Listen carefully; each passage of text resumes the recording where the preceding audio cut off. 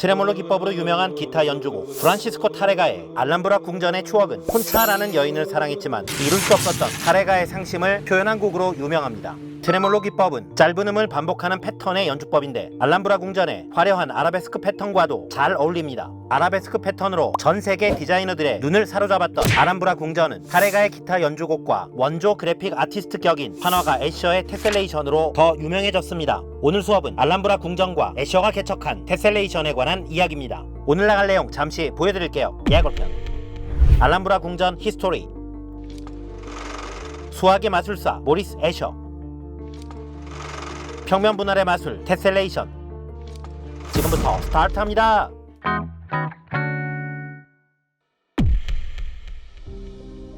대서양에서 지중해로 가는 길목을 지키는 이베리아 반도, 오늘날 스페인과 포르투갈이 위치한 곳입니다. 이베리아 반도는 지중해의 패권을 다투었던 세력들로 수차례 그 주인이 바뀌는 운명을 겪게 됩니다. 특히 711년부터 콜럼버스가 신대륙을 발견했던 1492년까지 800년 가까이 이베리아 반도는 이슬람의 지배를 받게 됩니다.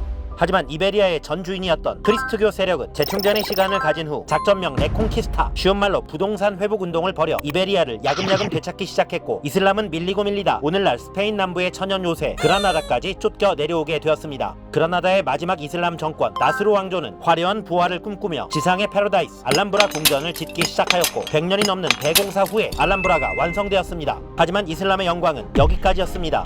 이베리아 반도의 동서를 점령한 아라곤 왕국의 페르난도 왕과 카스티아 왕국의 이사벨 여왕은 역사적인 동업, 결혼을 하여 이베리아 반도에 에스파냐라는 통일 국가를 만들었으며, 1492년 이사벨과 페르난도는 그라나다를 함락시키고 알람브라 궁전은 에스파냐로 넘어가게 됩니다.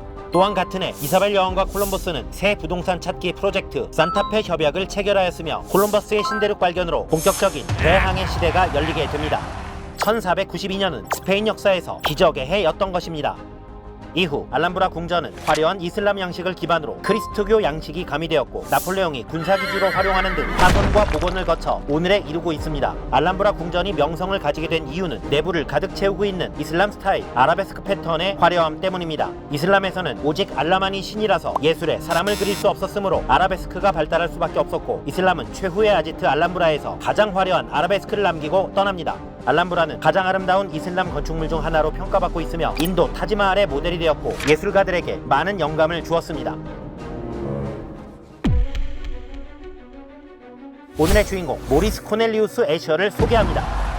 애셔는 1898년 네덜란드에서 태어났습니다. 20대 초반 건축미술학교에서 판화를 배우고 판화가의 삶을 시작합니다. 초보 판화가 애셔는 1922년 25세에 이탈리아와 스페인 투어를 하던 중 알람브라 궁전에 방문하게 됩니다. 이야, 정말 환상적이네. 이곳에 뭔가가 있다. 조만간 꼭 와야지. 하지만 조만간 만나자는 친구와의 약속이 그러하듯 14년이 지난 1936년 30 후반이 되어서야 알람브라에 두 번째 방문하게 됩니다. 그리고 이곳에서 애셔는 평면 분할의 마술 테셀레이션을 탄생시킵니다.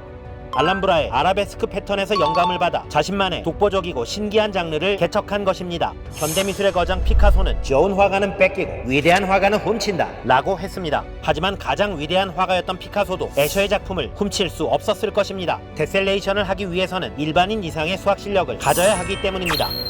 학교에서 수학을 공부하진 않았지만 애셔는 누구보다 수학에 조예가 깊었습니다. 그의 작품 메비우스의 띠와 그리는 손은 컨베이어 벨트가 순환하는 듯한 느낌을 줍니다. 또한 그의 작품 상대성 렐러티비티는 수학자 로저 펜로즈가 펜로즈 삼각형을 만드는데 결정적인 역할을 했으며, 훗날 펜로즈가 블랙홀에 관한 연구로 노벨 물리학상을 타는 모티브가 됩니다. 위대한 예술가이자 한편으로는 수학자들의 스승이었던 애셔, 네덜란드 헤이그에는 그를 기리는 애셔 박물관이 있습니다. 평면 분할의 마술 테셀레이션, 누구나 이해할 수 있는 기본적인 테셀레이션을 소개합니다. 첫 번째 타입은 한 정다각형으로 채우는 테셀레이션입니다. 평면을 한 가지로만 테셀레이션 할 수 있는 정다각형은 정삼각형, 정사각형, 정육각형 3개뿐입니다. 이 세 가지밖에 없는 이유는 정삼각형의 한 내각은 60도, 정사각형의 한 내각은 90도, 정육각형의 한 내각은 120도인데 정다각형의 한 내각 중 60도, 90도, 120도만 한 바퀴 360도의 약수라서 빈틈없이 맞물릴 수 있습니다. 반면 정오각형의 한 내각은 108도인데 360도의 약수가 아니라서 평면을 채울 수가 없습니다. 두 번째 타입은 여러 정다각형으로 채우는 테셀레이션 알키메데스 타일링입니다. 그림과 같이 2개 이상의 정다각형으로 이루어진 다양한 알키메데스 타일링이 있습니다. 이 두 가지 타입은 평행이동으로 포개어지는 주기적인 모양을 가지고 있지만 펜로즈가 만든 펜로즈 타일링과 같이 주기성이 없는 테셀레이션도 있습니다. 노벨상 수상자의 클래스는 역시 다릅니다. 하지만 애셔의 클래스는 더 다른 것 같습니다.